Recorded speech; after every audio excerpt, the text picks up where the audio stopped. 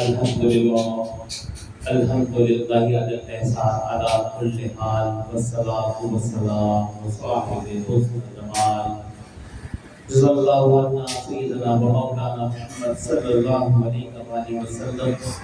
اعوذ باللہ السمیع العلیم من الشیطان الرجیم. بسم اللہ الرحمن الرحیم.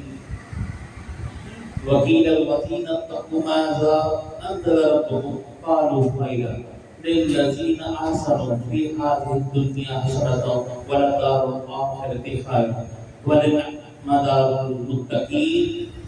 ان اللہ وملائکتہ یصلون علی النبی یا ایھا الذین آمنوا صلوا علیہ وسلموا تسلیما. اللهم صل علی محمد عادل الجود والکرم وعلی آلہ واصحابہ وبارک وسلم.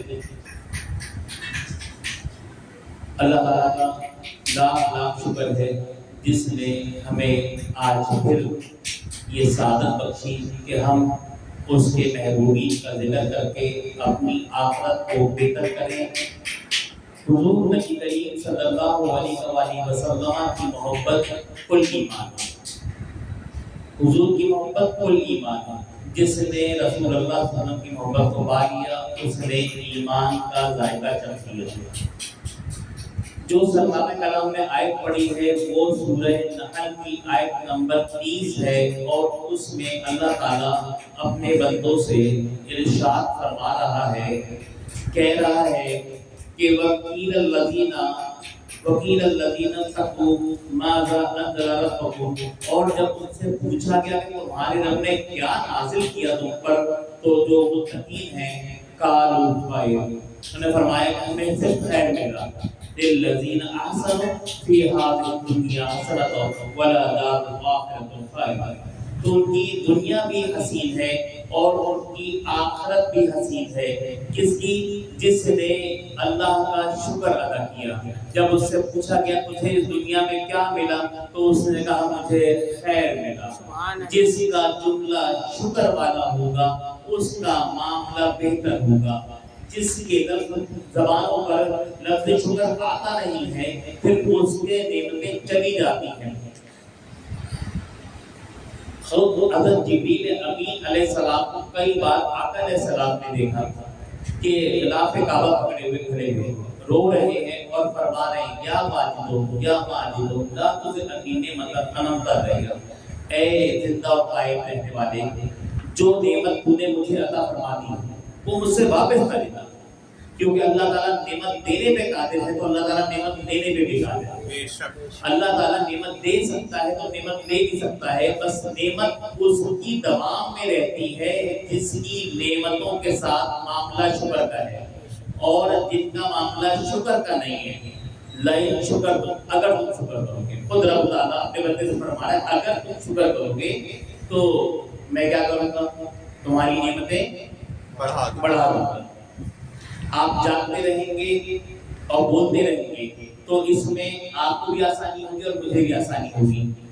اور اگر آپ سو گئے تو یہ نیوز بن جائے گی کہ میں خبر پڑھتا چلا جاؤں گا اور 1 گھنٹے کے بعد ہی میں پھر تمام ہوں. تو آپ جانتے رہیں, اللہ تعالیٰ آپ کو اس سے جزائے خیر عطا فرمائے. تو یہی پوچھا گیا کہ جو متقین ہیں تھے ان سے کہ کیا بات تمہارے رب نے تمہیں خیر عطا سراپا خیر ہے. جنہوں نے اچھے کام کیے دنیا میں ان کے لیے بھلائی ہے اور آخرت کا گھر بھی انہی کے لیے بہتر ہے اور بہت ہی عمدہ پرہیزگار و گھر ہے. پھر اگلی آیت میں فرماتے ہیں جنات عدن يدخلونها تجري من تحتها الانهار لهم فيها ما يشاءون كذلك يجزي المحسنين يجزي الله المتقين. اور پھر فرماتے ہیں کہ بہت ہی عمدہ ہے پرہیزگاروں کا گھر, ان کے لیے ہمیشہ رہنے کے بعد ہے جن کو داخل ہوں گے روا ہوں گے, ان کے نیچے نہریں بہ رہی ہوں گی, وہاں وہ ہر چیز ہوگی جس کی وہ خواہش کریں گے. یوں بدلہ دیتا ہے اللہ تعالیٰ پرہیزگاروں کو. اچھا پرہیزگاروں کو پرہیزگاری کا تقوی کا انعام تو جنت کا گھر ملتا ہے, لیکن ایک انعام جو موت کے وقت پرہیزگاروں کو ملتا ہے وہ اگر نہیں ملے تو جنت بھی نہیں ملے گی. اگر وہ انعام نہ ملے تو جنت بھی نہیں ملے گی. اس لیے آیت نمبر سورہ نحل کی 30 میں نے پڑھی, پھر 31 اور 32 کی آیت ہے. اللہ تعالیٰ نے مسلسل لگاتار آیت کے اندر یہ پیغام نازل فرما دیا. اللہ تعالیٰ فرمانا ہے 14واں سپارہ ہے اور 14ویں سپارے کا یہ جو ہے 10واں رکوع ہے. 14ویں سپارے کا 10واں رکوع ہے اور اس میں اللہ تعالیٰ یہ فرمانا ہے کہ اب جو وہ بات ہے وہ سننے والی ہے. الذین تتوفاہم الملائکۃ طیبین یقولون سلام علیکم. اور کیا ہے وہ متقی جن کی روحیں فرشتے قبض کرتے ہیں. وہ متقی جن کی روحیں فرشتے قبض کرتے ہیں اس حال میں کہ وہ خوش ہوتے ہیں. جس کی روح قبض ہو رہی ہے وہ بھی خوش ہوتا ہے اور جس کی روح قبض کی جاتی ہے وہ بھی خوش ہوتا ہے. جو اس کی روح قبض ہو رہی ہے وہ خوش ہے, جو کر رہا ہے وہ بھی خوش ہے, کیونکہ اس کی روح سے خوشبو نکلتی ہے, اس کی روح سے اسے خوشبو حاصل ہوتی ہے اور فرشتے خوشبو کو پسند کرتے ہیں. اور جھوٹ اللہ تعالیٰ نے بندے کے چہرے کے اوپر یعنی ہونٹوں پر فرشتے قائم رکھے تاکہ 10 فرشتے صبح آتے ہیں اور 10 فرشتے شام میں آتے ہیں اس کی حفاظت کے لیے. تو ایک فرشتے کا کام یہ ہے کہ اس کے ہونٹ پر رہے, اس کے ہونٹوں پہ رہے. لیکن وہی بندہ جو ہونٹ پر کوئی کیڑا ہو جاتا ہے تو فرشتے اس کی حفاظت کرتے ہیں. ہونٹوں پہ کوئی کیڑا نہیں جاتا, اس میں کوئی چیز نہیں جاتی, فرشتے اس کی حفاظت کرتے ہیں. کہ اللہ کا احسان ہے بندے پر. اچھا یہ قرآن میں نے بتایا. لیکن وہ 10 فرشتے میں ایک فرشتہ جو ہونٹ پر ہے, ایک پیشانی پر ہوتا ہے, آگے بھی سر کے دائیں مطلب سرہانے پیدانے بھی ہوتے ہیں, فرشتے کھڑے ہوتے ہیں. آپ سو رہے 10 فرشتے کی بات کرتے ہیں اور 10 فرشتے شام میں بات کرتے ہیں, 10 فرشتے ہوا. لیکن جب بندہ جھوٹ بولتا ہے تو جو فرشتہ ہونٹ پر ہوتا ہے وہ جھوٹ کی بدبو کی وجہ سے 1 میل دور چلا جاتا ہے. جب بندہ جھوٹ بولتا ہے تو اس کے جھوٹ کی وجہ سے فرشتہ اس سے 1 میل دور ہو جاتا ہے.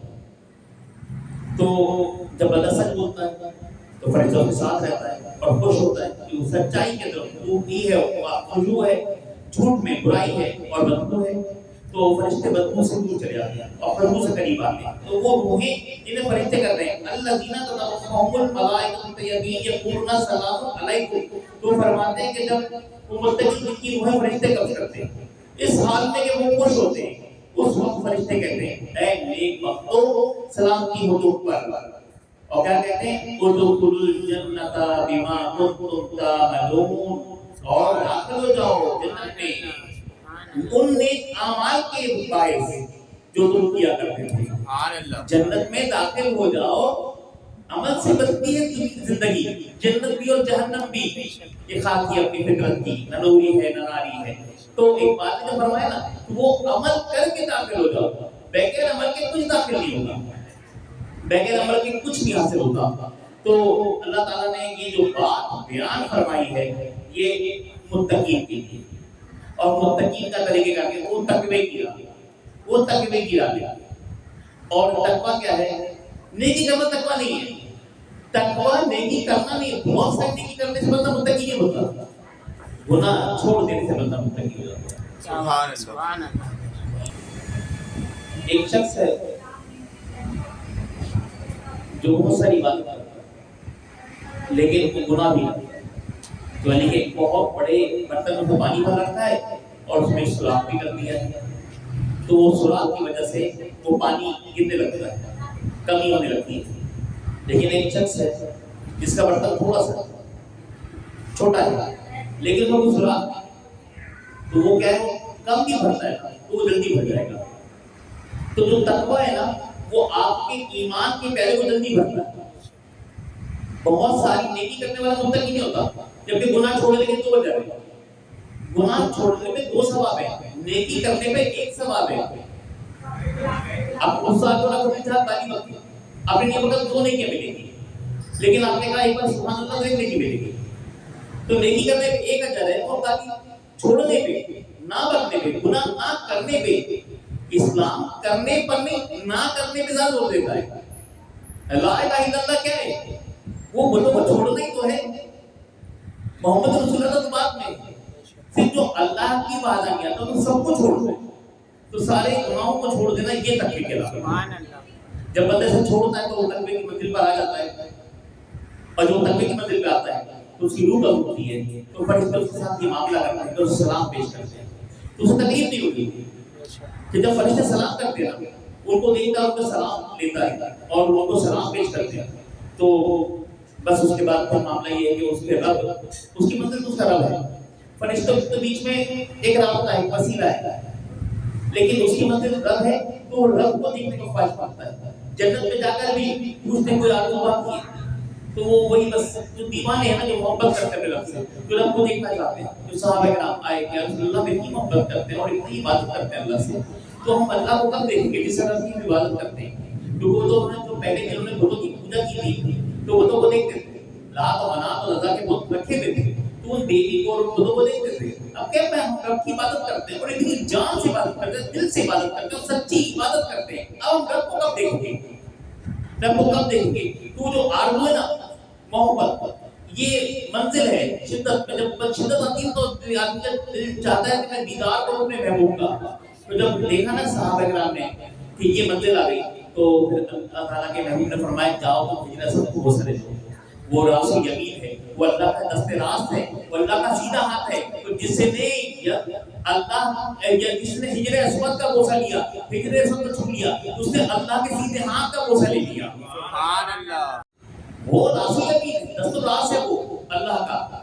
اگر یہ نہ بتاتے تو وہ کیفیت کا والہانہ جا کر وہ ہجر اسود کو چوما کرتے تھے, وہ والہانہ جا کر ہجر اسود کو چوما کرتے تھے.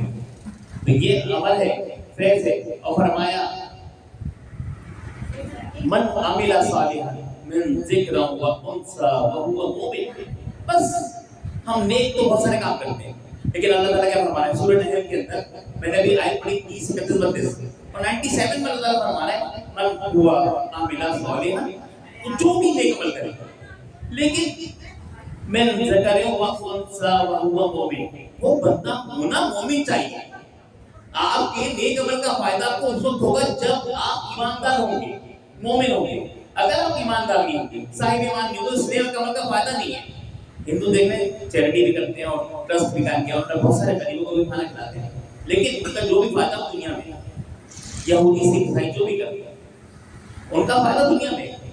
یہ آگوں کی جو زردش ہوتے ہیں اور جو بدھ مذہب کے ماننے والے ہیں, اور چائنا میں جو بدھ مذہب اتنا عام ہے اور دنیا میں سب سے زیادہ آبادی چائنا کی ہے, تو اتنے سارے ماننے والے لوگ ہیں. دیکھنا بھی سکتا ہے ان میں سے فائدہ نفع کا سودا کس کا نہیں ہے, نفع کا سودا ہمارا ہے. اگر کھجور کی ایک گٹلی بھی میں صدقہ کروں گا تو اللہ کیا اس کا اجر ہے. سبحان اللہ. یہ اربوں روپے خرچ کریں گے تو ان کا کوئی اللہ کیا اجر نہیں ہے. ہماری کھجور کی گٹلی بھی فائدہ دے گی, تو بس مومن کا ہر حال میں فائدہ ہے. تکلیف پہنچے تو بھی فائدہ ہے, نفع پہنچے تو بھی فائدہ ہے. وہ جب صبر کرتا ہے تو اللہ تعالیٰ سو جاتا ہے اور اپنا ساتھ عطا فرماتا ہے, تسکین کے لیے اپنا ساتھ عطا فرماتا ہے. اور کیسے ساتھ عطا فرماتا ہے؟ کوئی کسی کا دوست ہو پکا, اس کا کوئی نقصان ہو جائے, اس کا نقصان ہو جائے تو آپ کیا کرتے ہیں؟ دوست کے دھیان رکھتے ہیں, ابے یار کوئی نہیں, مسئلہ کوئی نہیں ہے, تیرا دوست ہے, تیرا بھائی ہے, زندہ فکر نہیں کرتا, میں تیرا نقصان پورا کر دیتا ہوں, میں تجھے کچھ دے دیتا ہوں, تیرا حساب کتاب کر جائے گا, مسئلہ حل ہو جائے گا. تو جب یہ دوستی ہے تو جب آیت آئی نا نبی علیہ السلام رو پڑے, امت پر شکر کی آیت آئی, جہنم اور جنت کی آیت آئی, اور جب سورہ قیامت نازل ہوئی, سورہ واقعہ نازل ہوئی, سورہ نبا نازل ہوئی, ہمارے سلام یہ سب سورتیں نا بشمس آئی, یہ سب سورتیں آئی, تو نبی علیہ السلام شدت سے رو پڑے. تو آقا علیہ السلام کے لیے پھر جبریل امین کو بھیجا, جا جبریل جا پوچھ محبوب سے کیوں رو گئے. تو اب اللہ نے جبریل کو بھیجا, تو حضور نے بھی کہا کہ جبریل تو واپس آ, میرے رب کو پتہ ہے میں کیوں رو رہا ہوں, میرا رب ہے مجھے پتہ ہے نا کہ اس کو پتہ ہے میں کیوں رو رہا ہوں, عالم الغیب ہے. تو کہا کہ تیرا محبوب کے اندر سے پتہ ہے, کہ جا کہہ دے بلا سو یہودی کا رب کو پتہ ہے, سبحان اللہ کہہ دے. اب وہ آیت بھیجی نا تو حضور فرمانے لگے کہ جو ہے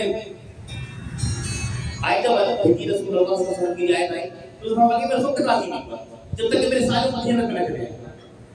تو جبریل امین لے کر آئے. تو اب جو کیفیت ہے آیت کی, اسے حسن رضا خان صاحب شعر میں کیسے کہتے ہیں؟ وہ کہتے ہیں کہ جب پکا دوست ہوتا ہے کسی کا, اسے غم سے دیکھتا ہے, اسے قریب کر لیتا ہے, اسے کندھے پہ ہاتھ رکھتا ہے, کہتا ہے غم نہ کر یار, بس میں تیرے ساتھ ہوں نا. تو وہ کہتا ہے کہ اللہ کی رحمت جو آیت آئی نا تو اس طرح سے آئی کہ فتردہ نے ڈالی ہے باہیں گلے میں, سبحان اللہ, فتردہ نے ڈالی ہے باہیں گلے میں. اب یہ جو آیت ہے یہ اللہ کی رحمت کی وہ مثال ہے کہ اللہ کی رحمت نے حبیب کے گلے میں باہیں ڈالی. سبحان اللہ, کیا کہنے, بہت اچھا. اب وہ فرماتے ہیں فتردہ ڈالی ہے باہیں گلے میں. کہ ہو جائے راضی طبیعت کسی کی. یعنی کہ یہ جو رب کا منشور ہے نا بس حضور کو راضی کرنا ہے. رب کا منشور حضور کو راضی کرنا ہے. تو جب رب کی منشور یہ ہے کہ وہ رسول اللہ کو راضی کرنا چاہتا ہے تو ہمارا منشور کیا ہونا چاہیے؟ تو بس اگر ہمیں رب کو راضی کرنا ہے نا تو مجھے راضی کرنا چاہتے ہو اسے راضی کرنا. مجھے راضی کرنا ہے تو اس کی اتباع کر لو. مجھے راضی کرنا ہے تو مجھ سے محبت کرنا ہے تو میں تم سے محبت کروں گا, تم اس سے محبت کرنے لگو. بس منشور کیا ہے جو اللہ نے دے دیا کہ حبیب کے اطاعت, حبیب کی محبت, حبیب کی رضا. بس وہ جو کچھ حبیب کہیں گے تو پھر وہ تمہارے لیے بس کافی ہے. تم اس پر عمل کرو, تم مومن ہو, تم حضور سے دل پہ دل سے جانے لگو, حضور سے دل کے ساتھ. تو آقا علیہ السلام آج شب جمعہ ہے, آج 2 محرم ہے اور شب جمعہ کی رات ہے. اور آپ کو پتا ہے کہ مکھیاں, علامہ نبی لکھتے ہیں حیات العباد میں, مکھیاں جہنم میں جائیں گی, مکھیاں جہنم میں جائیں گی. لیکن ایک مکھی ایسی ہے, اچھا آپ دیکھیں گھر میں مکھی آ جاتی ہے, آپ نکال دیتے ہیں, کھانے پہ تو بڑے اڑا دیتے ہیں, روم فریشنر لگاتے ہیں, سب کچھ کرتے ہیں, کمرے کو پیک کرتے ہیں. یار مکھی مچھر سے بچا کے رکھتے ہیں. آپ اپنے گھر کو دور رکھتے ہیں, مکھیوں سے صاف کر رکھتے ہیں کہ مکھیاں کا لازم بیٹھتی ہیں. لیکن ایک مکھی ایسی ہے جو آپ کو پتا کہ جنت میں جائے گی. مکھی جنت میں جائے گی. کیوں جنت میں جائے گی؟ کیونکہ وہ شہد کی مکھی. اور آپ جانتے ہیں کیوں جنت میں جائے گی؟ وہ اس لیے جنت میں جائے گی کہ وہ کیا کرتی ہے؟ درود پڑھتی ہے. ماشاءاللہ. دیکھیں یہاں پر طالب علم بھی ہے اور عالم دین بھی ہے. دیکھیں مکھی درود پڑھتی ہے. جو مکھی درود پڑھے جسے آپ پسند نہیں کرتے, اگر مکھی درود پڑھے تو اللہ اسے اپنی جنت میں بسا دے گا, جنت میں جگہ دے گا. مکھی جنت میں جائے گی جو درود پڑھے. تو جب مکھیاں درود پڑھنے سے جنت میں جا سکتی ہیں تو جو رسول اللہ کا دیوانہ درود پڑھے تو حضور کا دیوانہ درود پڑھے. آج ہمارے پاس درود پڑھنے کا ٹائم ہے. ایک بار بلند تر صلوات اللہم صلی علی حضرت واصف علی واصف فرماتے ہیں کہ جو درود کا پڑھنا ہے نا وہ دل کے ساتھ تعلق ہے. یہ محبت کے اوپر ہے. درود کا پڑھنا محبت کے اوپر ہے. اور جو شخص درود پڑھے گا کیا فرماتا, جو درود پڑھے گا وہ دل جہنم میں نہیں جائے گا, اس دل کو آگ سے دور رکھے گا. کیونکہ درود کا پڑھنا محبت کے ساتھ ہے. تو کوشش کریں, اپنی عادت بنا لیں کہ ہم کم سے کم روزانہ 313 بار نبی علیہ السلام پر درود پڑھیں. درود کے پڑھنے کے تو فوائد ہیں, پہنچنے کے 3 طریقے. 3 طریقے جس سے درود پہنچتا ہے حضور نبی کریم پر, وہ 3 طریقے ذرا توجہ فرمائیے گا. پہلا طریقہ کیا ہے جو آقا علیہ فرماتے ہیں کہ سیاحت والے فرشتے, سیاحت والے فرشتے ایک طریقہ ہے. وہ سیاحت کرتے ہیں, کچھ زمین میں گھومتے رہتے ہیں, اور جہاں پہ درود پڑھا جاتا ہے وہ درود کو لے کے نبی علیہ دربار چلے جاتے ہیں اور وہاں پیش کرتے ہیں. تو فرشتے آپ کو درود یہاں پڑھیں گے درود شریف, اور فرشتے وہاں مدینے لے کے جائیں گے. سیاحت والے فرشتے پہنچا دیں گے درود آقا وہاں کے مدینے میں. اب اس کے بعد دوسرا طریقہ کیا ہے کہ اللہ تعالیٰ نے ایک فرشتہ قائم کر دیا جس کو تمام زبانیں, تمام آواز ایک وقت میں آ سکتی ہے. پوری کائنات کے بندوں کی آواز سن سکتا ہے. تو وہ اس کو وہ کان, وہ سماعت, وہ طاقت دی ہے. یہ رسول اللہ کے غلام کی بات ہوئی ہے, یہ حضور کے غلام کی بات ہوئی ہے. فرشتے رسول اللہ کے غلام ہیں اور رسول اللہ امام. اب غلاموں کی عادت یہ ہے کہ ایک غلام ایسا مختص کرے گا, جبکہ فرشتوں میں اعلیٰ فرشتے 2 ہی ہیں. ایک وہ جو 4 مقربین بارگاہ ہیں اور باقی 8 لوگ جو حاملان عرش ہیں. یہ اعلیٰ فرشتے, یہ 2 فرشتے سب سے اعلیٰ. اور اس کے بعد جو انسان فرشتوں سے اوپر جو سبقت دے جاتا ہے وہ باقی فرشتوں سے جاتا ہے. حاملان عرش سے اور جو مقربین بارگاہ 4 جبرائیل, امین اور میکائیل علیہ السلام, اسرائیل علیہ السلام اور اسرافیل علیہ السلام, ان 4 سے اوپر بندہ نہیں جاتا. حضور کے 4 غلام ہیں اور وہ حاملان کی غلام ہیں جنہوں نے عرش کے تک اٹھایا ہوا ہے, وہ 8 ہیں. تو یہ 8 فرشتے اور وہ 4 فرشتے, ان کے علاوہ باقی سب فرشتوں میں دور جاتا ہے. اب وہ ایک فرشتہ مختص کیا ہے, وہ ان 8 کے علاوہ ہے. جب ایک عام غلام کی صلاحیت ہے تو خاص غلاموں کا عالم کیا ہوگا؟ جب خاص غلاموں کا عالم یہ ہوگا تو اس کے مالک اور امام کا عالم کیا ہوگا؟ تو رسول اللہ کا عالم تو بیان نہیں ہوتا۔ میں صرف غلام کی بات کر کے آپ کو بات سمجھانے کی کوشش کروں جو ذہن میں مسل ہے، جہاں تک ذہن میں آپ کے صلاحیت ہے وہاں تک سمجھے حضور کی شان کو۔ حضور خود فرماتے ہیں کہ ابو بکر میری حقیقت کو میرے رب کے سوا کوئی نہیں جانتا، تو رسول اللہ کی حقیقت تو کوئی نہیں جانتا۔ بس ہم یہ کہ ذکر خیر الانام میں، ملت خیر الانام میں اپنے دل کو شاد کرتے ہیں، ہم خوش ہو جاتے ہیں، ہم وہ ذکر سنتے تو مزہ آتا ہے ہمیں۔ تو ایک غلام مختص کرے گا، وہ غلام رسول اللہ صلی اللہ علیہ وسلم کے قبر اطہر پہ کھڑا ہوگا اور سنے گا کہے گا یا رسول اللہ صلی اللہ علیہ وسلم فلاں بن فلاں نے جس نے ایک بار درود شریف پڑھا، اب وہ فرشتہ اس کا بھی نام لے گا، اس کے باپ کا بھی نام لے گا، اور دونوں کے نام دربار رسالت میں پہنچائے گا کہ فلاں بن فلاں نے آپ پر درود پڑھا۔ اب وہ ایک وقت میں بندہ اور بندے کے والد دونوں کا نام رسول اللہ کے دربار میں چلا گیا۔ تیسری ہے بتاتے ہیں کہ تیسری جو کیفیت ہے درود کے پہنچنے کی، وہ بتاتے ہیں کہ یہ جو ہے نا اللہ تعالیٰ نبی علیہ السلام کو ان کی توجہ واپس لوٹا دیتا ہے۔ نبی علیہ السلام اللہ کے دیدار کے مشاہدے میں گم، اللہ کے جنتوں میں گم۔ آقا علیہ السلام ہما وقت حضور کے حضور ہما وقت اللہ کے جنتوں میں گھومے، اور اللہ تعالیٰ انہیں وہ توجہ لوٹاتا ہے۔ اب وہ لوٹاتا ہے تو کیا شان کی بات ہے کہ ہم یہاں سے پکاریں، صحیح، اب یہاں سے پکارتے ہیں سنتے ہیں، اور وہ امام فرماتے ہیں دور و نزدیک کے سننے والے پکار وہ وہاں پر موجود ہیں لیکن ان کو صلاحیت توجہ دی گئی۔ اب وہ سنیں تو کیا شان ہے کہ میرا درود خود رسول اللہ صلی اللہ علیہ وسلم سنیں، سبحان اللہ، میرا درود نبی علیہ السلام ڈائریکٹلی سنیں۔ کتنے شرف کی بات ہے کہ میں جس نبی کا امتی ہوں، جس کا غلام ہوں، جس کے لیے درود پڑھ رہا ہوں، وہ آقا خود سن رہے ہیں، اور فرماتے ہیں کہ جمعے کے روز میں خود اپنے غلاموں کا درود سماعت کرتا ہوں۔ تو اگر آپ یہاں سے پڑھیں گے، آج شب جمعہ ہے، تو اس روز جو آپ درود پڑھیں گے نبی علیہ السلام خود سماعت فرمائیں گے، تو کیا کیفیت ہوگی؟ اب آپ کی تصور کریں کہ حضور آپ کو دیکھ رہے ہیں، ایک لمحے کو تصور کریں کہ رسول اللہ صلی اللہ علیہ وسلم آپ کو دیکھ رہے ہیں، اور اس کے بعد پھر آپ درود پڑھیں، تو پھر آپ کو جو حلاوت، جو لذت، جو مزہ آئے گا وہ کسی حال میں بھی نہیں آ سکتا۔ بس یہ جو کیفیت ہے نا، یہ اپنے دل میں یہ کیفیت پیدا کر کے جو ہے نا آپ نے درود پڑھنا ہے تو آپ کو مزہ آئے گا۔ اب ہوتا یہ کہ ہم حب رسول کی ملت خیر الانام کی مجالس سجاتے تو ہیں، اس میں شرکت کرتے ہیں، ان سے بعد اپنے دل میں محبت رسول پیدا نہیں کر پاتے، بیچ نہیں ہو پاتے۔ تو یہ جو ہم بیچ نہیں ہو بولتے نا، ہم اپنے دل کو ایسی جیسے بنجر لے کر آتے ہیں، ویران لے کر آتے ہیں، لے کر چلے جاتے ہیں، تو یہ جو نااہلی ہے ہماری، یہ نااہلی ہماری، یہ ہماری نااہلی ہے کہ ہم اس پر دیں۔ ایک بار جیسے شہنشاہ بغداد سرکار مولانا فرماتے کہ تو اہل دل کی صحبت اختیار کرو، کسی دل والے کے پاس جا کے بیٹھو تاکہ تمہیں وہ دل کا درد عطا فرمائے۔ کسی دل والے کے پاس بیٹھو، ساری عمر اکیلے بیٹھ کر کتابیں پڑھ کے تمہیں دل کا درد نہیں ملے گا، دل کا درد کسی درد والے کے پاس ملے گا۔ کسی اہل دل کے پاس بیٹھو تاکہ تم بھی صاحب دل ہو جاؤ۔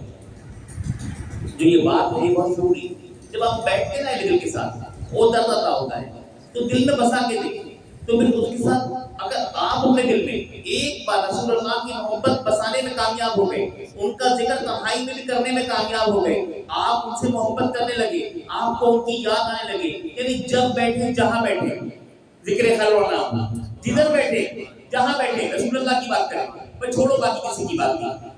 رسول اللہ کی بات کب ہے کہ وہ بات کرنے کے لیے رسول اللہ کی حیات مبارکہ مکمل تو ہے، مکمل نمونہ ہے۔ قرآن کہہ رہا ہے حضور کی زندگی ہمارے مکمل نمونہ، تو بس جب بیٹھے جہاں بیٹھے رسول اللہ کی بات کریں، بس چھوڑ دیں کسی کی بات، حضور کی بات کریں، حضور کا ذکر کریں، حضور کی بات کریں۔ جب یہ ہوتا ہے نا معاملہ اور بندہ اپنے دل میں رسول اللہ کو بٹھا لیتا ہے، جماعت یعنی کہ ان کا تصور قائم کر لیتا ہے، ان کی محبت کا بیج بو لیتا ہے اور ان کی محبت کا پودا کی آبیاری کرتا ہے، کیسے آنسوؤں سے تنہائی میں اس کو حضور کی یاد آتی ہے اور روتا ہے، اور جب یہ آبیاری کرتا ہے، اب جب اس نے رو لیا، آبیاری کر لیا، تو وہ پودا بڑھنے لگتا ہے، تو محبت اس کو دیوانہ کرتی ہے، حضور کے عشق میں دیوانہ کرتی ہے۔ اب دیکھیں معاملہ کیا ہوتا ہے، اب یہ سننے کی مالا جملہ ہے خدا کی قسم یاد رکھنے والا جملہ ہے. معاملہ ہوتا کیا ہے؟ اگر آپ نے یہ عشق مصطفیٰ، حب مصطفیٰ، حضور کی محبت، حضور کی جو یہ چاہت اپنے دل میں بسا لی، تو معاملہ پھر کیا ہوگا؟ اب معاملہ کیا ہوگا؟ اب معاملہ یہ ہوگا کہ یعقوب علیہ السلام کی ملاقات ہوئی یوسف علیہ السلام سے 32 سال بعد. یعقوب علیہ السلام اپنے بیٹے یوسف علیہ السلام سے ملے 32 سال کے بعد. کتنے سال کے بعد ملے؟ 32 سال کے بعد. جب بیٹے کو گلے لگایا نا، بیٹے کو گلے لگایا یعقوب علیہ السلام نے، تو اتنا روئے اتنا روئے اتنا روئے، بے ہوش ہو گئے. یوسف علیہ السلام کو گلے لگایا نا تو بے ہوش ہو گئے. پھر ہوش میں آئے، پھر ہوش میں آئے، پھر گلے لگایا، ہوش میں آئے گلے لگایا، پھر بے ہوش ہو گئے. پھر ہوش میں آئے، پھر گلے لگایا، پھر رو پڑے، پھر بے ہوش ہو گئے. یہ عمل کئی مرتبہ ہوگا، یہ عمل کئی مرتبہ ہوگا. جب کئی مرتبہ ہوگا تو جبریل امین سے برداشت نہ ہوگا. جبریل امین کہنے لگے یا اللہ، جتنی محبت یعقوب یوسف سے کرتے ہیں، کیا اس کائنات میں کوئی اور بھی ہے جو اتنی محبت کسی سے کرتا ہو؟ یہ سوال کس سے کیا؟ جبریل امین نے اللہ رب العالمین سے کیا. کیا کوئی اور بھی ہے جس سے کرتا ہو کوئی؟ انہوں نے کہا ہاں. انہوں نے کہا مالک کون ہے وہ؟ کون ہے وہ؟ اللہ سے پوچھا مالک بتا دے مجھے بھی، وہ اتنی محبت کرنے والا کون ہے؟ کہنے لگے اے جبرائیل، میں وہ رب ہوں اور میں حبیب کی امتیوں سے جتنی محبت یعقوب سے یوسف سے یعقوب کرتے ہیں، اس سے 70 گنا زیادہ حبیب کے امتی سے میں محبت کرتا ہوں. رسول اللہ کا امتی ہونا اتنے شک کی بات ہے بے شک کہ یعقوب 32 سال تک روتے رہے اپنے بیٹے کی محبت میں، اور پھر ملے تو اتنا دیوانہ وار ہوئے کہ وہ پھر بے ہوش ہو گئے. لیکن اللہ فرماتا ہے میں اس سے 70 گنا زیادہ محبت کرتا ہوں جو یعقوب کرتے ہیں. یعقوب بھی یوسف سے محبت کرتے ہیں، بیٹے سے محبت کرتے ہیں، اس سے 70 گنا زیادہ میں رسول اللہ کی امتی سے محبت کرتا ہوں. بس ایک بار تو، بس ایک بار. امام شیعہ تو کہتے ہیں کہ دل ہے وہ دل، اب یہ باقی جو دل ہے نا وہ بیکار ہے. امام فرماتے اسی لیے تو ہے دل ہے وہ دل جو تیری یاد سے، بھائی زور سے بولے بھائی، جو تیری یاد سے معمول رہا، اور سر ہے وہ جو سر، سر ہے وہ سر جو تیرے قدموں پر قربان گیا.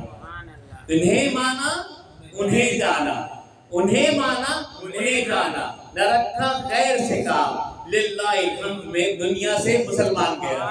جب اس طرح جاتا ہے نا بندہ، اس شان کے ساتھ جاتا ہے، تو فرشتے پھر کہتے ہیں کہ تم پر سلامتی ہو، تم پر خوشخبری ہے، تم پر رب کا سلام ہو، اب تم جنت داخل ہو جاؤ. پھر فرشتے روح قبض کرتے وقت سلام بھی لے کر آتے ہیں. سورہ نحل خود گواہ اس بات کی، لیکن کیسے لے کر آتے ہیں؟ وہ لے کر ایسے آتے ہیں جب بندہ یہ کام کرے ان سے وفا کرتے کرے. غلطی سب سے ہوتی ہے، گناہگار مومن گناہگار ہو سکتا ہے حضور فرماتے ہیں، لیکن ان سے تو وفاداری کریں، ان سے غداری نہ کریں، ان سے وفا کریں. ہم ایک پلیٹ چاول کے اوپر بک جاتے ہیں، ہمارا ایمان ایک پلیٹ چاول بک جاتا ہے، ہم روٹی سالن کے اوپر بک جاتے ہیں ایمان بیچنے میں. اس پہ ایمان نہیں بیچنا ہے. تو بس ان کا ذکر کرنا خوب کرنا ہے. اور کیوں کرنا ہے خوب ذکر؟ کیونکہ ہر شے کی کوئی نہ کوئی علامت ہے. میرے دل میں عشق مصطفیٰ ہے کہ نہیں ہے، اس کی علامت کیسے پتہ لگے گی؟ تو فرماتے ہیں مفسرین لکھتے ہیں کہ ہر شے کی کوئی علامت ہوتی ہے، اور محبت کی علامت یہ ہے کہ کثرت ذکر سے آدمی کثرت ذکر سے محبت کا پتہ لگتا ہے. تو جو جتنا جس کا ذکر کرتا ہے وہ اس کی محبت کا پتہ لگتی ہے. جو جتنا جس کا ذکر کرتا ہے. مجنون بولتے ہیں کہ آپ ہر وقت لیلا لیلا کرتا ہوں. دنیا جانتی ہے کہ یار مجنون جو ہے نا وہ لیلا کا عاشق تھا. کیوں؟ اس کے ذکر سے کہ ہر وقت وہ لیلا کا ذکر کرتا تھا. تو آپ کو مجھے اگر دنیا جانے گی تو کیسے جانے گی؟ یہ مصطفیٰ کریم کا دیوانہ ہے. صرف ان کے ذکر سے جب بیٹھے جہاں بیٹھے انہیں یاد کریں، ان کا نام لیں، ان کا ذکر کریں، تو پھر اللہ تعالیٰ آپ پر وہ عنایات کی بارش کرے گا. تو خواص جو ہوتی ہے، خواص اور عوام میں فرق کیا ہے؟ بس یہ زبان ان کا نام لیتا چھوڑ دیتی ہے. ہم بس الٹی سیدھی بات دنیا داری میں اور لغو اور لعب میں لگے رہتے ہیں. لیکن جب یہ نام بار بار بار بار بار بار کثرت سے لیتے رہے، کچھ نہیں تو بس سیدنا کریم صلی اللہ علیہ وسلم، سیدنا کریم صلی اللہ علیہ وسلم. جب زبان چلتی رہے گی نا تو بس اس کا پھر دیکھیں آپ پر کرم کی بارش ہوتی رہے گی.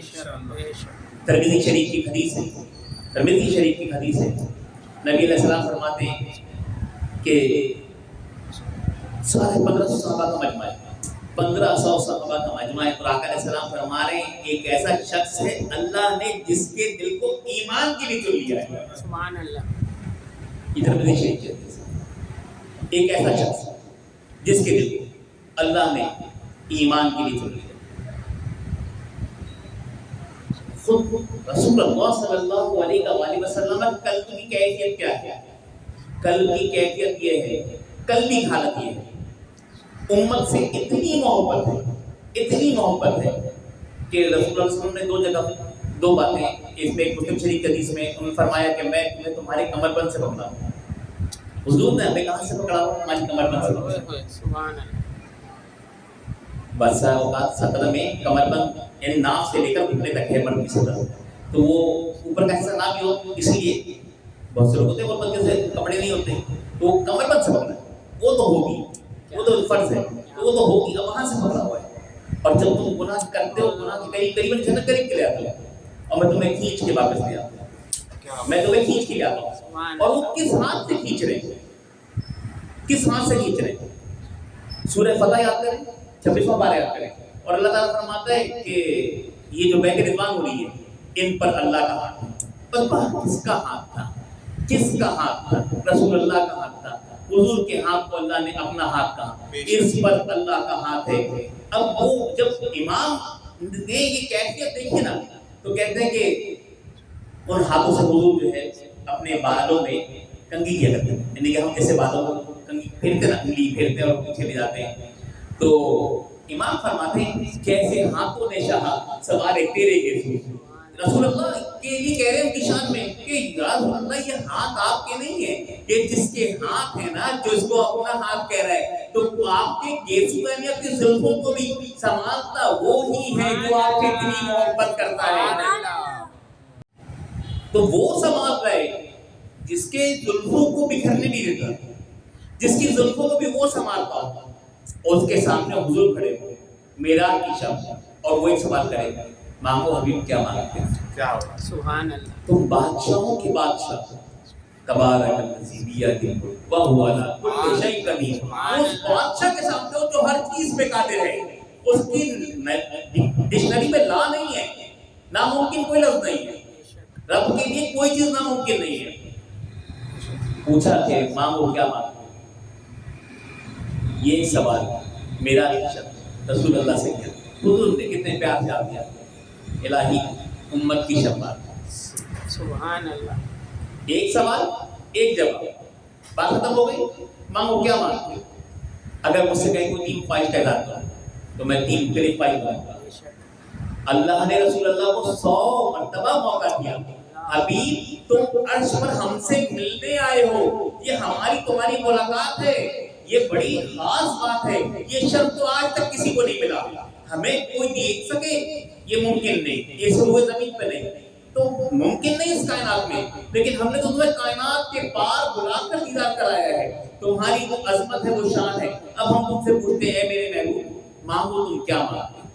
مانگو کیا مانگتے ہو؟ ہر مرتبہ الگ پیراہی سے اللہ نے بات کو شان کو بیان کر کے حبیب کی اور پھر کہا کہ حبیب مانگو تم کیا مانگتے ہو. اور 100 مرتبہ اس سوال کو دہرایا. نبی علیہ السلام نے 100 مرتبہ ایک ہی جواب دیا، میرے رب میں امت کی شفاعت چاہتا ہوں. اپنی امت کو جسے کمر سے پکڑا ہوا ہے نا اسے میں چاہتا نہیں کہ ایک بندہ بھی جہنم میں گر جائے. لیکن خود سورہ نحل میں اللہ نے فرما دیا بندے کی نیکی سو کام کو دیتی ہے وہ ہوا مومن. بس وہ مومن ہو، بندہ مومن ہو، حضور سے محبت ہو. تیرے دل میں رسول اللہ کی محبت نہیں، تو ان کے ڈھونڈتا ہے، تو ان کے خلاف جاتا ہے، تو ان کے لیے زبان دراز کرتا ہے، تو ان کا ادب نہیں کر سکتا تو پھر کوئی بات نہیں. اب تیرا نماز کا پڑھنا، تیرے زکات کا دینا، تیرا حج کا کرنا. خود آقا علیہ السلام نے فرمایا کوئی بندہ، یہ تو اہل بیت کے لیے فرمایا تھا، ایک بندہ روزے سے ہو اور مقام ابراہیم پہ کھڑا ہو اور کعبے کے دروازے کے سامنے اور نماز پڑھ رہا ہے. اب کعبے کے اندر اتنی شخص کی جگہ پر وہ نماز پڑھ رہا ہے، نماز پڑھتے ہیں اسے موت آ جائے تو پوچھا کہاں جائے گا وہ؟ صحابہ نے کہا کہ رسول اللہ تو جنت میں جا کر سیدھے. انہوں نے کہا نہیں، اگر اس کے دل میں میری آل کی محبت نہیں ہوگی، اہل بیت کی محبت نہیں ہوگی تو جنت میں نہیں جائے گا. میں تو یہاں اہل بیت کی محبت کی بات نہیں کر رہا، جس کی اہل بیت ہے نا اس مالک کی بات کر رہا ہوں میں تو، کہ اس رسول کی اگر محبت نہیں ہے، ذرا سی بھی کمی آ گئی، ذرا سی بھی کجی آ گئی رسول اللہ کے نام پر، اگر یہ کجی آ گئی تو پھر کہاں جائے گا؟ تو حضور سے محبت جو ہے نا یہ کل ایمان، نماز بھی پڑھی نا بندہ بچ جائے گا، گناہ گار ہوگا نا بچ جائے گا، فاسق ہوگا نا پھر بھی بچ جائے گا، گناہ گار ہوگا نا گناہ معاف ہو جائیں گے، ساری بخشش ہے، بس حضور سے وفا کر کے جانی ہے، حضور سے محبت کرنی، حضور کی محبت نہیں ہے نا، یہ جو 10 روز ہے نا یہ بھی محبت رسول کا، محبت رسول کا امتحان ہے کہ آپ اپنی ساری مصروفیات میں پورے سال کو ٹائم نہیں ملتا، لیکن یہ 10 دن کئی سالوں سے لگاتار چلے آتے ہیں، یہ حضور کی محبت ہے۔ تو یہ جو محبت کی علامت کہ آپ جسے ساری مصروفیات چھوڑ کے ساری تھکن چھوڑ کر دن بھر کے تھکے ہوتے ہیں اور شام رات میں آ کر یہاں بیٹھتے ہیں اس در سے قرآن کو سنتے ہیں، یہ حضور کی محبت تو ہے، یہ حضور نبی کریم کی محبت اللہ اسے قائم رکھے اور اسی محبت کے ساتھ ایمان پہ خاتمہ عطا فرمائے۔ آمین۔ تو آقا علیہ السلام فرماتے ہیں کہ ایک شخص ہے جس کے دل کو اللہ نے چن لیا، ایک شخص ہے جس کے دل کو اللہ نے چن لیا اور اللہ تبارک تعالیٰ نے اس کے ایمان کے لیے چن لیا۔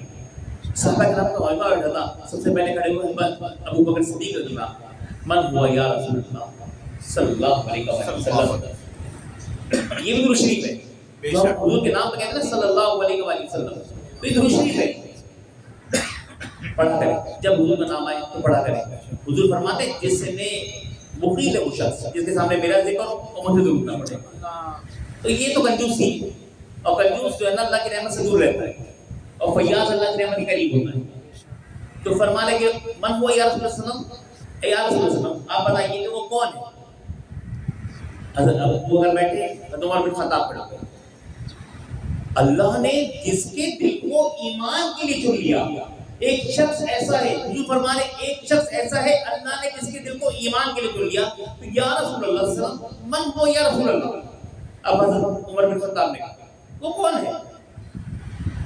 تو آقا علیہ السلام فرماتے ہیں وہ جو شخص کالا ہوا خاصف النار، وہ شخص جو میری جوتیوں سے پیار کرتا ہے، میری جوتیوں کو ٹکتا ہے، اس کی سلائی کرتا ہے، اس میں ٹاکے لگاتا ہے، جو جوتیاں اٹھاتا ہے، جو میری جوتیاں تہ کرتا ہے، وہ سب خاصف النعال میں آتے ہیں، یعنی کہ جیسے ہم مسجد جاتے ہیں تو جو دو پیر ہوتے ہیں نیچے والے دونوں سے ملا کر رکھ دیتے ہیں، یہ تہ کرنا جوتیوں کو، تو جوتیاں تہ کرتا ہے، اس کی ٹکائی کرتا ہے، وہ شخص ہے خاصف، وہ ہے خاصف النعال۔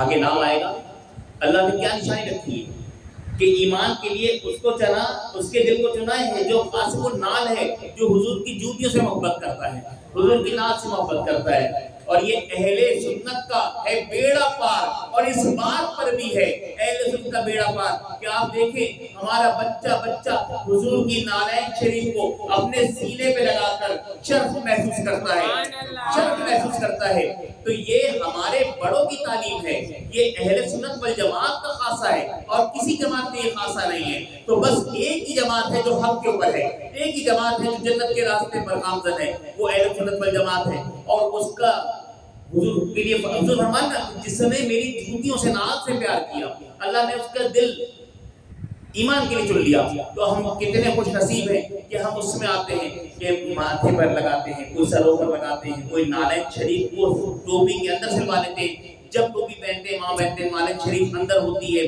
کچھ لوگ باہر بیجے کے طور پہ لگاتے ہیں، سینے پہ آمیزہ کرتے ہیں، یہ حضور سے عشق ہے، اور نبی علیہ السلام کا عشق تو اسے جنت میں لے جاتا ہے، جسے عشق مصطفیٰ ہو اس کا خاتمہ بالخیر ایمان پہ ہی ہوتا ہے، بس ایمان کی ضمانت ہے عشق مصطفیٰ، تو جو بارگی منانے والے ہیں، جو بارگی سے عشق کرنے والے ہیں، جو حضور کی نعلین لگانے والے ہیں، حضور کی نعلین کو عزت دینے والے ہیں، جو سروں کو اٹھانے والے ہیں، وہ سارے کے سارے خاصف النعال نعت سے پیار کرنے والے ہیں، تو وہ کون ہے؟ تو فرمایا اپنے صحابہ کے زمانے کی بات ہوئی، وہاں پہ کون ہے؟ کہنے لگے کہ وہ میرا علی ابن ابی طالب، جو فرمانے وہ میرا علی ابن ابی طالب ہے، میری جوتیاں ٹانکتا ہے، میری جوتیاں اٹھاتا ہے، علی نے بچپن سے میری جوتیوں سے پیار کیا ہے، تو اس کی وجہ سے اللہ نے اس کے دل کو چن لیا، سبحان اللہ، اللہ نے اس کے دل کو چن لیا، کل ایمان علی، ایمان کی جان علی، مومن کی پہچان علی، کل ایمان کیا ہے؟ علی. ایمان کی جان کون ہے؟ علی. مومن کی پہچان علی. خاص پہ نال میرا تیرا مولا علی. ہر مرض کی دوا علی. ہر مومن کی صدا علی. تو بس وہ مولا کائنات، وہ مولا کائنات اور ان کی اولاد جو آل ابا کے اندر آتے ہیں، ان سے پیار حقیقت میں رسول اللہ سے محبت ہے. حضور سے محبت. اللہ کہہ رہا ہے میرے حبیب سے محبت کرو، اور حبیب کہہ رہے ہیں پھر اللہ ہی کہہ رہا ہے کہ حبیب آپ فرما دیں قل لا اسألکم علیہ اجرا الا مودۃ فی القربى. میں تم سے کچھ مانگتا ہی نہیں. اچھا پہلے اللہ نے بتایا کہ تم حبیب سے پیار کرو، اور پھر جب حبیب سے محبت ہونے لگی تو حبیب نے بتایا قرآن کی آیت اتری سورہ شرح کی، اور کہہ رہے کہ بس تم حبیب کہہ، اب تم مجھ سے، میں تم سے کوئی اجر رسالت پر اتنی رسالت میں نے پھیلائی ہے، پتھر کھائے، تکلیفیں اٹھائی، کانٹے پہ چلا، اوجڑی پھینکی گئی، میرے گردن میں رسی ڈال کے کھینچا گیا، کیا کچھ نہیں ہوا، میرے نال لہو لہان ہو گئے، خون سے بھر گئے، لیکن کبھی میں نے کسی کو بددعا نہیں دی، تم سے کوئی اجر نہیں مانگا، بس یہ چاہتا ہوں کہ تم میرے آل سے پیار کرو، مودۃ فی القربى، جو میرے قریب ہے. تو ابو بکر صدیق نے پوچھا من قرابت ہؤلاء، یا رسول اللہ کون ہے آپ کی قرابت دار؟ تو آپ فرماتے ہیں کہ علی و حسن حسین. سبحان اللہ. لخمسۃ اطفی بها حق الوباء الحتیمہ المصطفى والمرتضی وابناهم الفاطمہ. جسے کوئی پریشانی ہو نا وہ اسے پڑھ لیا کرے. ہاں ان پانچوں کے دم سے تو ساری مصیبت ٹلتی ہے. جو آئی بلا ٹلے گی نا وہ ان کے آگے. تو دو شیر کے نا دو شیر، علی خود اللہ اس کے رسول کے شیر ہے، اور پھر ان کے دو شیر، ایک حسن ایک حسین. سبحان اللہ. وہ بہت ہی منافق ہے، وہ بہت ہی غدار ہے، وہ رسول اللہ کا دشمن ہے جو ایک کو یاد کرتا ہے اور دوسرے کو بھول جاتا ہے.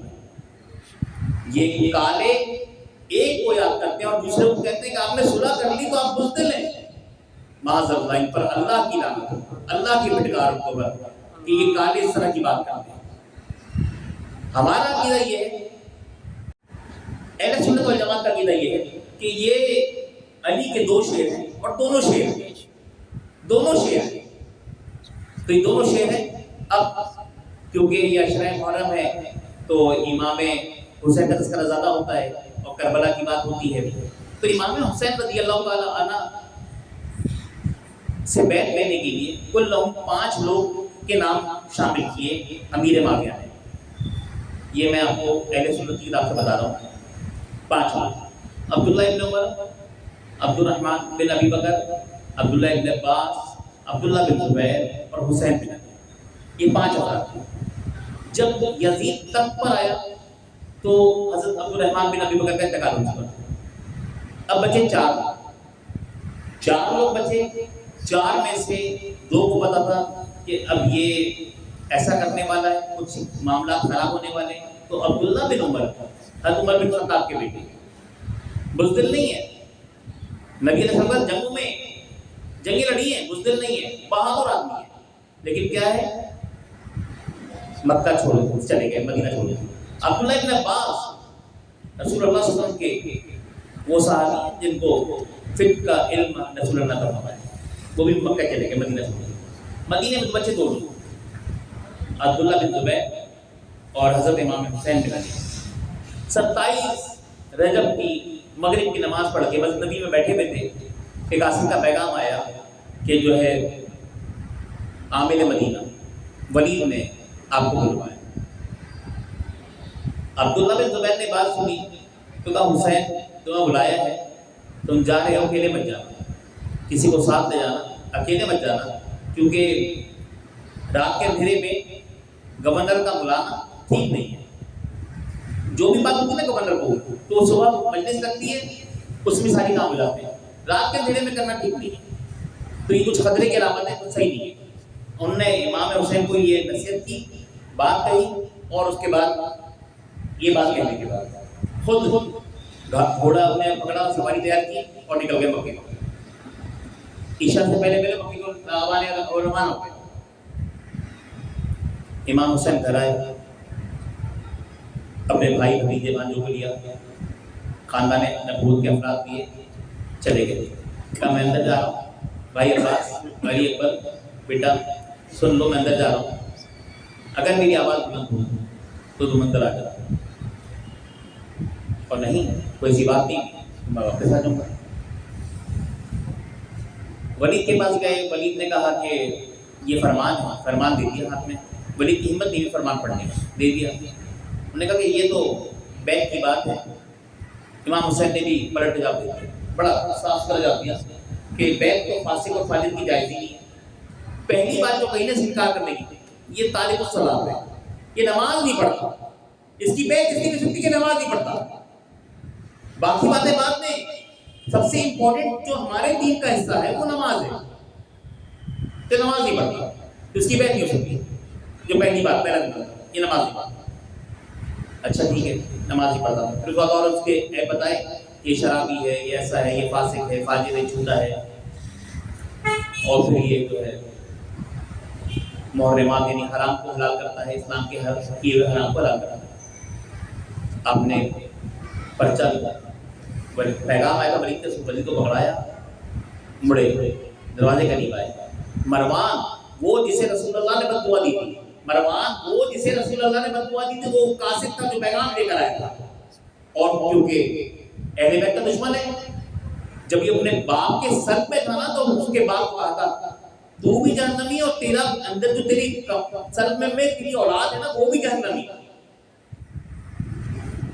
عداوت رسول، عداوت اہل بیت جہنم میں جانے کے لیے کافی ہے، کوئی اور کسی کام کی ضرورت نہیں ہے۔ تو مروان نے کہا کہ ابھی رات کا اندھیرا ہے، پکڑ لو، ابھی اکیلے ہیں، بعد میں مسئلہ ہو جائے گا، چلے گئے تو پھر مشکل ہو جائے گی بات۔ امام حسین نے سن لیا یہ الفاظ، تلوار میان سے باہر نکالی، اٹھ کے آگے، اے مروان کیا کہتے ہیں تو؟ جب اپنے آواز بلند کی نا تو حضرت عباس 18 برادروں کے ساتھ اندر آ گیا۔ آپ نے حضرت عباس سے کہا کہ بھائی کوئی بات نہیں، تلوار نیام میں ڈالی۔ ولید نے کہا کہ مولا حسین آپ جائیے، آپ جائیے، اس کی بات کو برا نہیں بنائیے، آپ جائیے، آپ گھر کو جائیں۔ آپ نے تلوار نیام میں رکھی، واپس پلٹے، بھائی منہ کو لیا، گھر آ گیا۔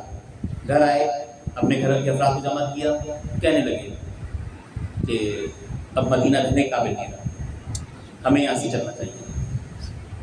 28 رجب کی وہ رات تھی، 27 رجب کو مغرب کے بعد پیغام آیا ہے، اور وہ رات 28ویں تھی۔ دن میں آپ نے مدینہ چھوڑا ہے، رات میں گئے اپنے نانا کے روضے پہ سلام عرض کیا، پھر بھائی کے پاس گئے جنت البقیع میں، پھر والدہ کے پاس گئے سلام عرض کیا، تینوں کے روضے پہ سلام عرض کیا۔ یہ ایک تفصیل تھی، اس کے لیے خود اس بات کی تفصیلات کے لیے ایک وقت چاہیے بیان کرنے کے لیے کہ وہ کیا کیفیت ہوگی کہ جب حسین مدینہ چھوڑ رہا ہوگا۔ بس اتنا کہ اتنی غم کی کیفیت تھی۔ ایک جملے میں بتاؤ کہ انسان تو رو رہے تھے، سلمہ تو رو رہی تھی، حضرت فاطمہ سغریٰ تو رو رہی تھی، لیکن جنات جو رسول اللہ کے وصال پر روئے تھے، آقا علیہ السلام کے وصال پر روئے تھے، پھر اس کے بعد خاتون جنت کے وصال پر روئے تھے، اب وہ جو ہے امام حسین کے مدینہ چھوڑنے پہ رو رہے ہیں۔ کربلا جو شروع ہوئی نا، بنیادی طور پہ کربلا یکم محرم 24 ہجری کو حضرت عمر بن خطاب کی شہادت میں شروع ہوئی، اور باقاعدہ طور پہ کربلا 28 رجب سن 60 ہجری کو شروع ہوئی، اور ختم کب ہوئی؟ 10 محرم سن 61 ہجری۔ تو رجب سے لے کر شعبان، شوال، ذوالقعدہ، ذی الحجہ، محرم تک یہ جو سفر چلتا ہے، یہ سفر ہے کربلا کا۔ اب امام حسین نانا کے روضے سے، بھائی کے روضے سے، والدہ کے روضے سے فارغ ہوئے۔ فارغ ہونے کے بعد سلام پیش کرنے کے بعد فجر ادا کی، گھر کا قافلہ لیا اور اس پہ محملیں سجائی، ان پہ جو ان خواتین کو جانا تھا، جن کا نام تھا، ان کو لیا۔ بیٹی تھی فاطمہ سغریٰ، اس کو بخار تھا، شدت کا بخار تھا، اور اس بیٹی کو چھوڑ کے جا رہے تھے۔ امام حسین اپنی بیٹی کو کس دل سے چھوڑ کے جا رہے تھے کہ آپ کی وہ کیفیت تھی کہ اپنی بیٹی کے پاس بتایا تو محبت سے ملے گی۔ پھر بھائی علی اصغر، علی اکبر جو ان کے سگے بھائی ہیں، ام لیلا کے 2 بچے، ایک علی اکبر اور ایک فاطمہ سغریٰ، اور علی اکبر سے کہتے ہیں کہ تمہاری سگی بہن اور تمہاری بہت لاڈلی بھی ہے، بات مانتی ہے. 6 سال کی ہے فاطمہ صغریٰ اور 18 سال کے علی اصغر علی اکبر. تو تم جا کر جو ہے نا اپنی بہن کو سمجھاؤ, اسے بخار ہے, چل نہیں سکتی. اور بہن کا عالم یہ ہے کہ وہ پانی ٹھار ڈالتی ہے, وہ چہرے پھیر لیتی ہے اور کہتی ہے اب میرا بخار ختم ہو گیا, بابا میں چلنے کے قابل ہوں. اسے چھوڑا. جب نکلنے لگے نا تو بس 2 لفظوں میں 2 چھوٹی سی چیزیں. ایک تو فاطمہ صغریٰ, امام حسین نے ایک تاریخی جملہ بتایا. وہ تاریخی جملہ 10 محرم کو کربلا کے دن میں یاد آتا ہے. جو 28 رجب کو مدینے بولا تھا نا وہ 10 محرم کربلا آتا ہے. امام حسین نے کہا کہ بیٹا فاطمہ صغریٰ, باپ کی زندگی میں تم باہر آ گئے, چوکھٹ سے باہر آ گئے. سیدانیوں کے کردار نہیں ہے. یا نساء نبی لستن کاحد من النساء, تم نبی کے گھر کی بیٹیاں ہو, ازواج ہو, نبی کے گھر کی عورتیں ہو. تمہارا یہ نہیں ہے جیسے جہالت زمانے جاہلیت میں جو عورتیں رکھتی ہے, تمہارا وہ مقام نہیں ہے, وہ شرط نہیں. تم تو عالمین کے اندر مقام رکھتی ہو. تمہاری والدہ وہ ہے نساء العالمین ہے, تمام عالمین کی عورتوں کی سردار ہے. تو تمہارے لیے یہ مقام نہیں ہے کہ تم باہر نکلو. اس وقت منع کیا تھا. اور دوسرا یہ کہ ام البنین آئی. جب امام حسین نے کسی کے آنے کی آہٹ سنی تو پیچھے مڑ کے دیکھا تو والدہ ام البنین بہت بوڑھی ہو گئی تھی, لاٹھی ٹیک کر آ رہی تھی. علی کی زوجہ ہیں ام البنین اور حضرت عباس کی سکی والدہ ہے. اور کہنے لگی کہ بیٹا حسین, عباس سے مولا سے کہنے لگی کہ بیٹا حسین مجھے چند لمحوں کے لیے عباس دے دیں. انہوں نے کہا کہ والدہ حضور عباس آپ کا بیٹا ہے, آپ چاہیں تو لے جائیں, تو قافلے میں نہیں جائیں. انہوں نے کہا نہیں بس ایک سیکنڈ, کچھ لمحے کے آتن دے دیں. جب امام حسین نے دیا تو لے کر چلی روضے رسول پہ, اور بس عباس سے ایک ہی بات پوچھی کہ عباس یہ جو ہم جہاں کھڑے وہ جگہ کو کہنے لگے والدہ محترمہ یہ نانا رسول اللہ کی قبر ہے, آقا علیہ السلام کی قبر ہے. نے کہا اچھا بیٹا ایک ہاتھ اس پہ رکھ اور ایک ہاتھ مجھ پر رکھ, اور قسم قبر رسول کی قسم کھا کر کے کہ جب تک یہ دونوں بازو سلامت ہو. عباس کو یہ خبر نہیں, جملے کی خبر نہیں ہے. ابھی عباس بات کی نزاکت کو سمجھ نہیں رہے, بس ہاں جانا ہے.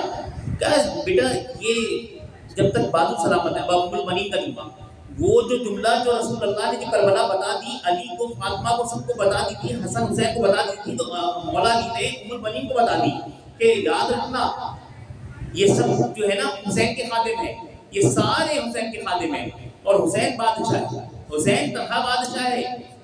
تو بس اس کی خدمت ہی رسول اللہ کو راضی کر سکتی ہے, اس کی محبت ہی رسول اللہ کو راضی کر سکتی ہے. تو تم بس یہ خیال کرنا.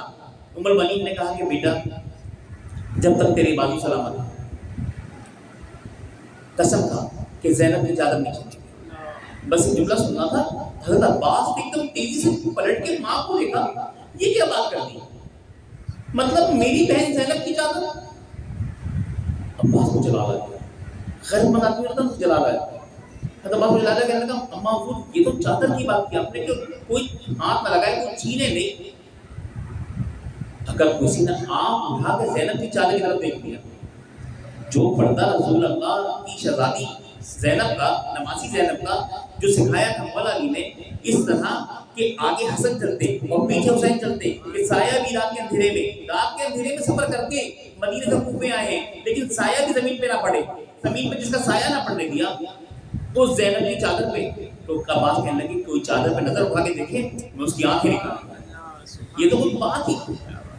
حضرت عباس چلے بھی, یہ قافلہ چلا 28 رجب کو مدینے سے چلا, 2 شعبان کو مکے پہنچا. مکے میں شعبان کا مہینہ گزرا, رمضان کا مہینہ گزرا, شوال کا مہینہ گزرا, ذیقعدہ کا مہینہ گزرا. اب جیسے جیسے حج کے ایام قریب آنے لگے نا تو قافلے آنے لگے. اب قافلے آنے لگے نا تو 4 مہینے یزید نے صبر کیا. یزید نے 4 مہینے صبر کیا. 4 مہینے صبر کرنے کے بعد اب اس نے حج کے قافلوں میں شامل اپنے ڈاکو, اپنے رازہ, اپنے بدماش, اپنا لشکر بھیجا کہ کسی طرح سے مکے کے اندر ہزاروں افراد ہوں گے. جب نبی علیہ السلام نے حج کیا تو 1,44,000 مویش صحابہ کرام تھے. تو اب سوچیں کیا تعداد ہوگی. 60 سے 50 سالوں میں تعداد تو بڑھتی چلی گئی ہوگی مسلمانوں کی. تو کتنی ساری ہوگی کہ 4 بر اعظم تو فتح کر کے عثمان حضرت عمر چلے گئے تھے, پھر حضرت عثمان نے حکومت کو بڑھایا, تو تعداد تو مسلمانوں کی بڑھ رہی ہے روز بروز. اب لاکھوں افراد کا سمندر ہوگا, اور وہاں پر کسی ایک آدمی کا قتل ہو جائے گا تو پتہ ہی نہیں لگے گا مارنے والا کون ہے, قاتل کون ہے یہ پتہ نہیں لگے گا. یہ قاتل چھپا رہے گا, پتہ ہی لگا کس نے کیسے کیا ہو گیا معاملہ, آگے سے پیچھے سے کہاں سے لگی تلوار چوٹ لگی, بس وہ گر گیا. ہزاروں شہید ہو جاتے ہیں نا, آپ تو سنتے ہیں مکے میں ہزاروں شہید ہو گئے حج کے دوران میں. تو وہ ایک بندے کو اگر لگ گئی چھری تو کیا ہو گیا, جھنجر لگ گیا, وہ سب تیار ہو گیا ہے. امام حسین نے یزید کی چال بھی سمجھ لی اور ان کے احوال بھی دیکھ لیے. امام حسین نے 8 ذی الحج کو جب دیکھا کہ اب خطرہ بڑھ گیا ہے اور یہ ممکن نہیں ہے یہاں سے بچنا, تو آپ نے حج کو عمرے سے بدلا. 9 کو حج ہے, 8 کو عمرے سے بدلا. وقت کا فقیہ, وقت کا امام, وقت کا عالم دین, نواسہ رسول, رسول اللہ کی جان حسین ابن علی, اب یہ مدینہ مکہ چھوڑ دیں. کوئی مسئلہ بتائے نا شریعت کا کہ ایک دن کی بات ہے رک جائے, نہیں. کعبے کو اپنے خون سے گندا نہیں کروں گا, جبکہ وہ خون تو اتنا پاک ہے کعبے میں گر کر کیا بات ہے, لیکن کہہ رہے نہیں کعبے سے کو اپنے خون سے رنگین نہیں کروں گا اپنے خون سے. امام حسین نے جو ہے سفر کی جو تیاری کی, اور سفر جب باندھا انہوں نے تو حضرت عبداللہ ابن عباس آئے, کیونکہ عبداللہ ابن عباس چچا بھی ہے رشتے میں امام حسین کے, اور علی کے کزن بھی ہیں, اور اہل بیت میں سے بھی ہیں. اب وہ آئے اور آپ کہنے لگے کہ اے حسین کیوں جاتے ہو. انہوں نے کہا کہ مشیت ہی. انہوں نے کہا اچھا کہ تم جاتے ہو. امام حسین سے پھر بحث نہیں کی, ڈیبیٹ نہیں کی. حسین امام وقت ہے, ڈیبیٹ نہیں کی کہ تم جاتے تو کم سے کم تم جاؤ. رسول اللہ کی جو بیٹیاں ہیں, یعنی کہ شہزادی کون ہے کی بیٹیاں ہیں, فاطمہ زہرا کی جو بیٹیاں ہیں, خاندان کی جو عورتیں ہیں, انہیں تو چھوڑ جاؤ. تو اس وقت 2 آواز بلند ہوئی. ایک سیدہ زینب جنہوں نے بھائی حسین سے ایسی محبت کی, بھائی حسین سے ایسی محبت کی ہے, دیوانہ وار محبت کی ہے. کیا کوئی بھائی اپنے بہن سے, کوئی بہن اپنے بھائی سے کرے گی جتنا سیدہ زینب نے کی. اب وہ رشتہ اتنا مضبوط ہے, کہنے لگے عباس اس وقت آخر میں بہن اور بھائی کو جدا نہیں جاننا چاہتے ہو. اور ایک بات امام حسین نے تاریخ سال لگا امام حسین کہا, ابن عباس خدا ہمارے سروں کو نوکے سے ناپے اور ان کو پابند سلاسل اور رسن بندہ ننگے سر دیکھنا چاہتا ہے, سرے بازار. اس نے تقدیر میں لکھ دیا یہ ہو کے رہے گا. مکے سے جب نکلنے لگے نا بس آخری تو اروا فاری رضی اللہ عنہ وہ ایسے بوڑھے ہو گئے تھے, ان کے کان کی سماعت اتنی ختم ہو گئی تھی کہ اگر بادل بہت تیز گرجتا نا اور برستا تو ان کو آواز نہیں آتی تھی. لیکن کہنے لگے کہ مجھے اپنی بیوی سے کہنے مجھے کسی کے رونے کی آواز آ رہی ہے, مجھے کسی کے رونے کی آواز آ رہی ہے. بیوی نے کہا کہ تمہیں تو بادل کی گرجنے کی آواز نہیں آتی, رونے کی آواز کیسے آ رہی ہے؟ نے کہا نہیں مجھے رونے کی آواز آ رہی ہے, کل رات سے رونے کی آواز آ رہی ہے. تو وہ کسی انسان کے رونے کی آواز نہیں تھی, وہ تو جنوں کے رونے کی آواز تھی, وہ تو جنوں کے رونے کی آواز تھی. اور مکے کی عورتوں نے یہ کہا کہ حسین تم جا رہے ہو تو ایک کام کرو, ہم نے شہزادی کون ہے تو دیکھی نہیں ہے, لیکن شہزادی کی بیٹی ثانیہ زہرا, سیدہ زینب, بس ہم سب بنا کے کھڑے ہو جاتے ہیں. زینب سے کہو کہ ہماری بیوی سے گزر جائے, زینب سے کہو کہ ہماری بیوی سے گزر جائے. کیا احترام ہے, کیا مقام ہے, زینب سے کہو ہماری بیوی سے گزر جائے. اور ایک وقت ایسا آئے گا کہ سب بنا کے یزیدی کھڑے ہوں گے, شامی کھڑے ہوں گے, کوفی کھڑے ہوں گے, اور وہاں زینب کی سواری گزاری جاری ہوگی. اجرکم اللہ اللہ اللہ امام الظالمین. واخر دعوانا ان الحمد للہ رب العالمین.